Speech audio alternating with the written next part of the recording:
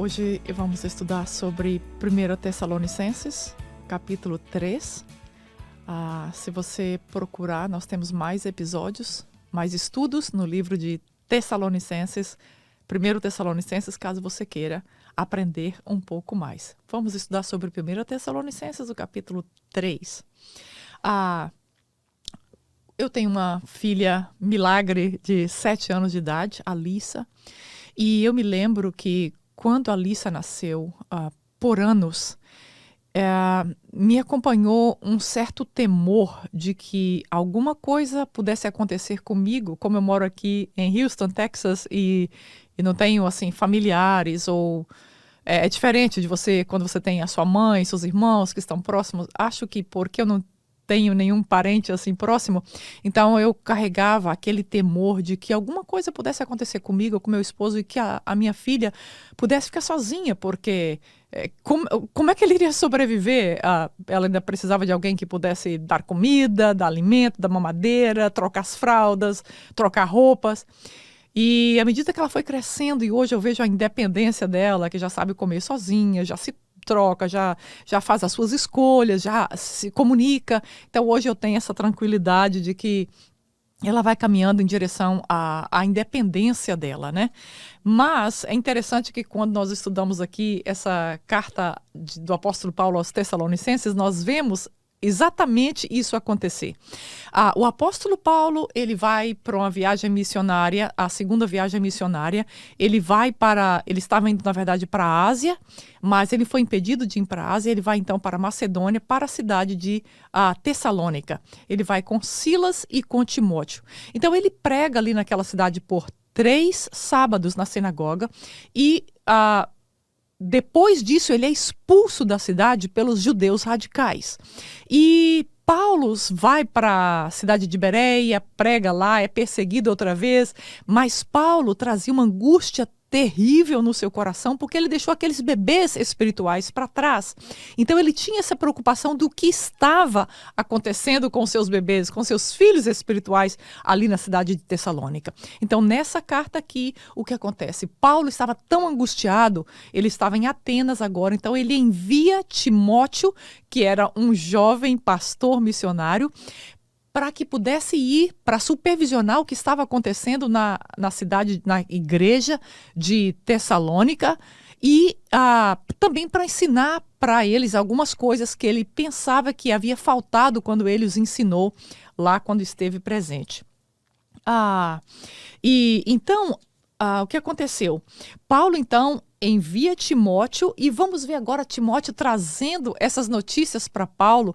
Paulo estava extremamente angustiado, e nós vamos ver agora que essas notícias alegram e trazem a vida, como diz lá em Provérbios, que as boas notícias trazem vida aos nossos ossos.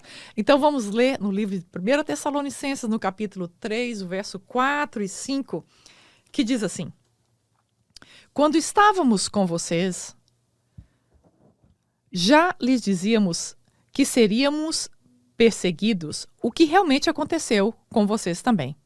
Por essa razão, não suportando mais, enviei Timóteo para saber a respeito da fé que vocês têm, a fim de que o tentador não os seduzisse, tornando inútil o nosso esforço. Paulo desejava que os tessalonicenses entendessem que uma vez que nós convertemos a Jesus, imediatamente nós passamos a ter um inimigo nesse mundo, um inimigo oficial nesse mundo. Paulo sabia que quando nós convertemos a Cristo, a nossa vida se torna bem mais difícil aqui do que quando nós não caminhamos com Cristo. Satanás, ele é historicamente conhecido como perseguidor dos cristãos, desde aquele momento da história e até agora. Semana passada, eu li de uma jovem no Paquistão que colocou na rede social que ela havia aceitado Jesus, se convertido, e então ela foi achada morta e foi matada, assassinada pelo pai e pelo irmão. Então, se você ser um cristão, até hoje, você vai sofrer perseguição. Alguns lugares e alguns países muito mais que outros. Mas Paulo sabia que quando você aceita Jesus, você declaradamente passa a ter Satanás como inimigo da sua alma. E ele sabia que Satanás trabalha contra aquele que aceitou Jesus. Ele mesmo estava sofrendo as perseguições, os açoites, as chibatadas. Então ele sabia o que Satanás pode fazer para perseguir os cristãos, e ele se preocupava que aqueles cristãos em Tessalônica estivessem passando pelas mesmas perseguições que ele estava passando. E ele sabia que Satanás não podia roubar a salvação deles, claro, mas ele sabia que Satanás poderia desanimá-los e afastá-los pouco a pouco da fé que eles haviam recebido. Satanás poderia, na verdade, criar um caos no meio deles.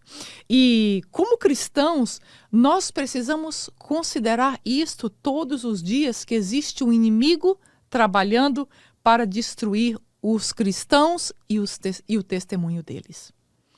Como Paulo havia sido abruptamente separado dos Tessalonicenses, ele agora estava a ponto de não suportar o desejo de vê-los e o desejo de ter notícias deles.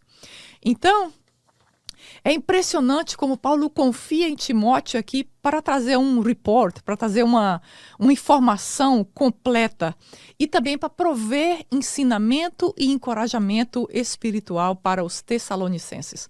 A cidade de Tessalônica ficava a aproximadamente 150 milhas de distância de Atenas e se caminhava ou se movia aproximadamente 25 milhas por dia. Contamos aí com 6 dias para chegar de Atenas até Tessalônica. Então, o verso 6 a 10 diz assim: Agora, porém, Timóteo acaba de chegar da parte de vocês.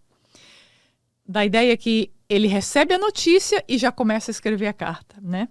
Dando-nos boas notícias a respeito da fé e do amor que vocês têm. Ele nos falou que vocês sempre guardam boas recordações de nós, desejando ver-nos assim como nós queremos vê-los. Por isso, irmãos, em toda a nossa necessidade e tribulação, ficamos animados quando soubemos da sua fé. Pois agora vivemos, visto que vocês estão firmes no Senhor. Como podemos ser suficientemente gratos a Deus por vocês, por toda a alegria que temos diante dele por causa de vocês? Verso 10. Noite e dia insistimos em orar para que possamos vê-los pessoalmente e suprir o que falta à sua fé. Verso 11. Que o próprio Deus, nosso Pai e nosso Senhor Jesus Cristo preparem o nosso caminho até vocês. 12. Que o Senhor faça crescer e transbordar o amor que vocês têm uns para com os outros, a exemplo do nosso amor por vocês. Verso 13. Que Ele fortaleça o coração de vocês para serem irrepreensíveis em santidade diante do nosso Senhor Deus e Pai, na vinda do nosso Senhor Jesus Cristo com todos os santos. Timóteo retornou com as melhores notícias possíveis. E Paulo se deu conta que os tessalonicenses estavam com saudades dele da mesma forma que ele estava com saudades dele. Ou seja, essa saudade, esse amor, esse respeito era recíproco entre Paulo e os tessalonicenses. E o amor e a saudade que Paulo sentia deles era tão grande que estava deixando o apóstolo angustiado e orando dia e noite por eles. E eu fiquei pensando, quando eu estava meditando e me preparando para esse estudo, se você comparar que a postura de Timóteo indo até Tessalonicenses e você comparar com a postura de que os espias entraram na terra de Canaã, nós temos condições aqui completamente opostas. E fiquei meditando como nós cristãos temos a responsabilidade de dar um report, de dar uma avaliação, um resultado de uma coisa baseado numa fé, baseado em algo na presença de Deus. Aqueles espias voltaram dizendo: olha, desiste de tudo porque os gigantes são muito grandes, esquece, nós estamos aterrorizados. E aqui nós vemos um Timóteo que vai visitar a igreja. Ele viu, obviamente, que essa igreja estava sofrendo perseguição pressão, mas Timóteo volta com um report completamente positivo. Timóteo volta dizendo, olha, é isso aí, eles estão crescendo na fé, eles estão crescendo no amor, algo está acontecendo dentro deles, eles estão se tornando parecidos com Cristo. Então Timóteo aqui traz e nos dá um exemplo de como nós devemos dar as notícias. Não é que vamos negar nada e nem fazer vista grossa com os fatos, é que nós vamos olhar o que Deus está fazendo naquela situação, ao invés de observarmos e prestarmos mais atenção naquilo que Satanás está fazendo. Timóteo fez uma escolha. Ele viu a pressão, ele viu a perseguição, mas ele escolheu o que Deus estava fazendo no meio daquele povo. Firmes na fé e no amor. E estavam crescendo espiritualmente, como indivíduos e como congregação, como igreja. Eles estavam sendo transformados à imagem de Cristo. E eles estavam eles não estavam ali somente sobrevivendo. Pelo contrário, eles estavam crescendo em Deus e crescendo em Cristo. Eles haviam sido bem treinados. Essa é a verdade. E Deus, através do poder do Espírito Santo, usou as palavras de Paulo e de Silas e os ensinou o verdadeiro evangelho. E nós sabemos uma coisa, o verdadeiro evangelho sempre funciona. Paulo plantou no coração deles o suficiente do evangelho para que eles progredissem na fé. Eu gosto desse versículo que está aqui em Isaías 40, verso 8, que diz assim: a relva murcha e as flores caem, mas a palavra do nosso Deus permanece para sempre. Aleluias! Foi essa palavra, a palavra do nosso Deus, arraigada pelo poder do Espírito Santo, que Paulo e Silas plantou no coração dos Tessalonicenses. E essa verdade do Evangelho, por si só, ela é suficiente.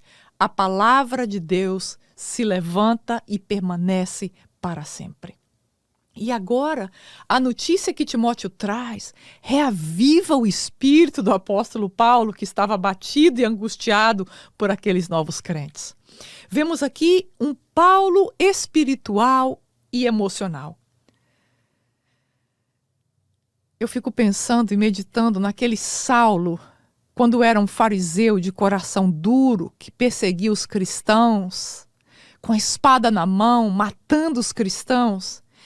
E nesse capítulo 3 de Tessalonicenses, nós vemos um Paulo com o coração derretendo, um coração desmanchando de amor pelos seus filhinhos espirituais. É tão maravilhoso ver aqui o que Deus, ou que o Evangelho pode causar em alguém. Aquele Paulo que era um perseguidor, que tinha um coração de pedra, como diz a palavra. Esse Paulo agora tem o seu coração aqui derretendo, de saudades, de amor e de preocupação e de lágrimas diante de Deus pelos seus filhinhos espirituais. Isso é o que Deus faz através da palavra e do poder do Espírito Santo em nós. E agora, essa é a primeira igreja que o apóstolo Paulo está abrindo, muito provavelmente. Então, Paulo deixou aquela situação para trás, ele não sabia o que estava acontecendo. Mas agora, quando ele recebeu esse resultado, essa notícia de que funcionou, de que aquilo que ele havia plantado, de que aquela semente frutificou, aquela semente estava agora crescendo e dando frutos, e eles estavam vivenciando essa palavra. Então, Paulo agora não somente recobra o ânimo, mas eu creio que a esperança do apóstolo Paulo de abrir outras igrejas, depois vemos que o apóstolo abriu não somente aquela, mas a segunda, a terceira, a quarta, se acredita que ele abriu pelo menos 20 igrejas. Depois disso, o espírito dele foi recobrado e ele compreendeu que funciona. O Evangelho de Jesus Cristo sempre funciona. Paulo está transbordando de alegria e gratidão a Deus pelo que Deus fez ali, estava fazendo ali na vida dos Tessalonicenses. E vimos como acabamos de ler no verso 11 a 13, que Paulo diz que ele orava dia e noite. Ele estava tão angustiado com aqueles crentes bebezinhos que ficaram ali, que ele intercedia por eles de dia e de noite. E é interessante que a maioria das orações registradas no Novo Testamento são de Paulo. Ele só fica para trás de Jesus, na verdade. Paulo segue esse exemplo de Jesus, que era um grande intercessor. Aliás, Jesus segue sendo o nosso intercessor junto ao Pai. Mesmo que eles estivessem firmes na fé, sempre há necessidade de nós crescermos um pouco mais em nossa fé. Quando nós aprendemos mais da palavra de Deus, aquilo que nós aprendemos acrescenta mais de Deus em nossa vida, na nossa fé e na nossa vida espiritual.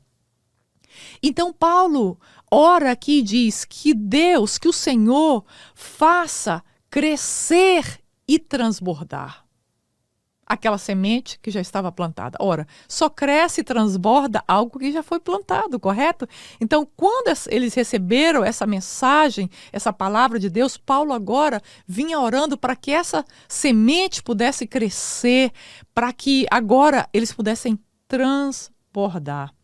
Esses versículos, na verdade, eles nos trazem grande alívio.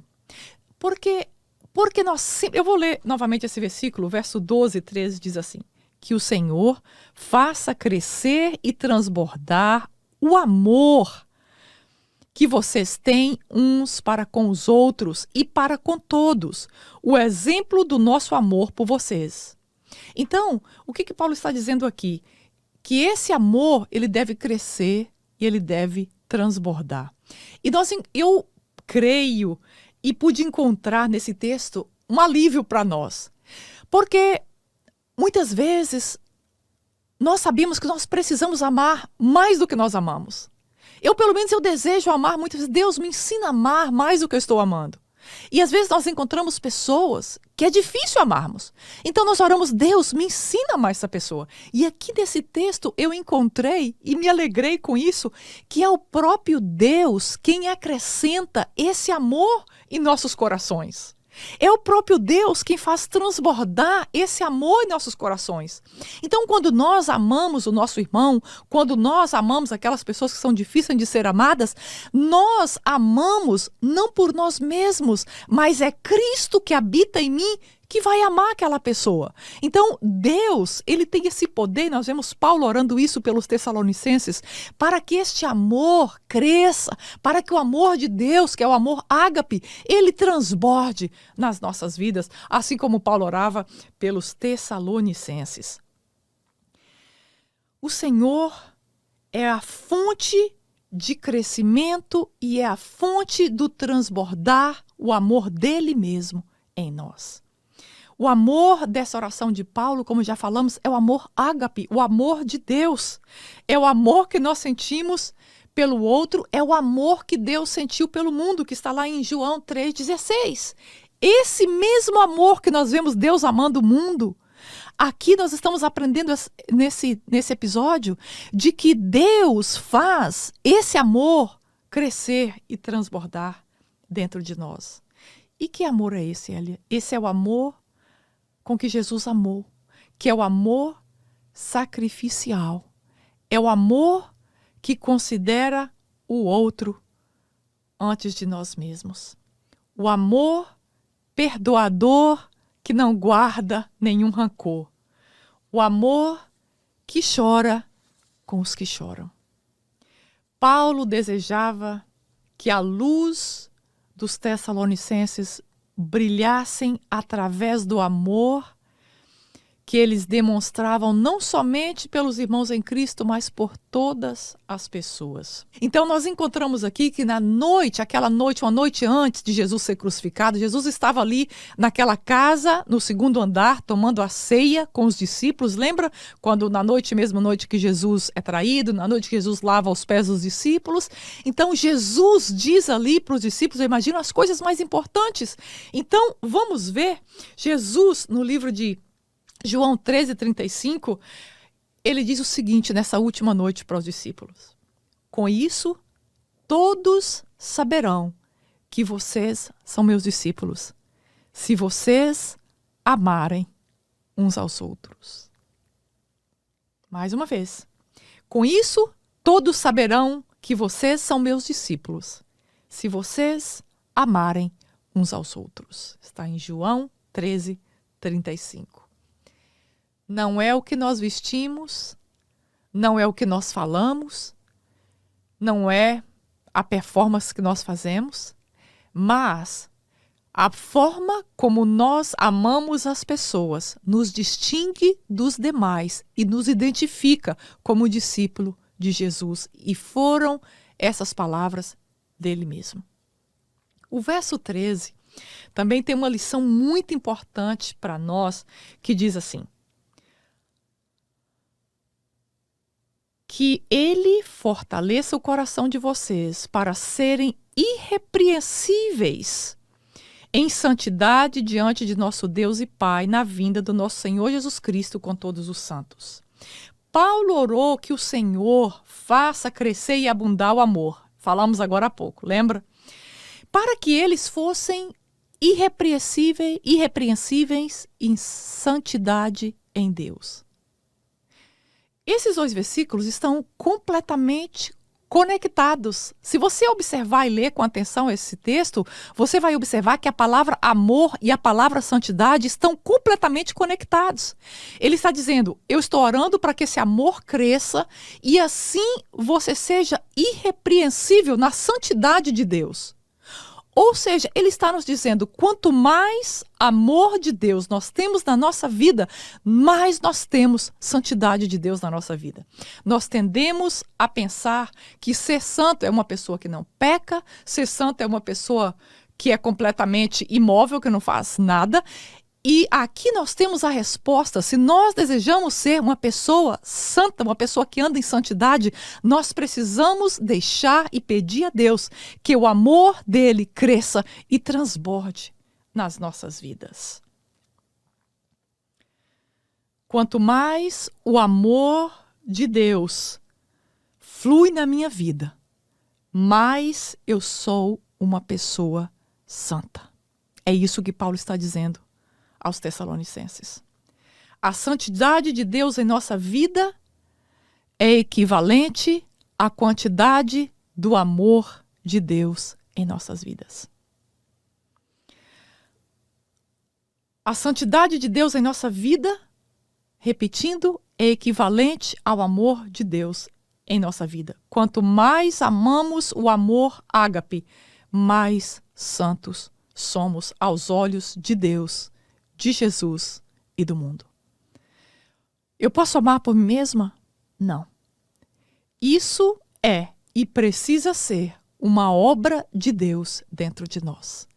É Deus que nos santifica através do seu Espírito em nós. E é Deus que faz transbordar esse amor dentro de nós. A preocupação de Paulo é que aqueles crentes seguissem no caminho do crescimento, no caminho da santidade. E esse é o mesmo chamado que a Bíblia tem para mim e para você. E para caminharmos na direção da santidade, desenvolvermos a nossa santidade em Deus, é preciso que esse amor de Deus cresça e transborde em nossos corações. Oremos. Obrigada, Senhor, pela Tua palavra. Obrigada porque o Senhor é maravilhoso e obrigada porque é o Senhor que faz uma obra de dentro para fora em nossos corações, nos tornando parecidos com Teu Filho Jesus Cristo. Deus, eu peço que o Senhor, em nome de Jesus, abençoe essa pessoa que está assistindo ou escutando. Que o Senhor abençoe esse coração, a mente, e que o Senhor traga uma revelação de si mesmo, ó Deus, a essa pessoa que me ouve e que me assiste nessa tarde. Eu te peço e te agradeço, em nome de Jesus. Amém. Se você deseja aprender um pouco mais, nós temos outros estudos de Tessalonicenses aqui no YouTube e também nos episódios do podcast. Muito obrigada por nos escutar. Que Deus abençoe a sua vida e a sua família.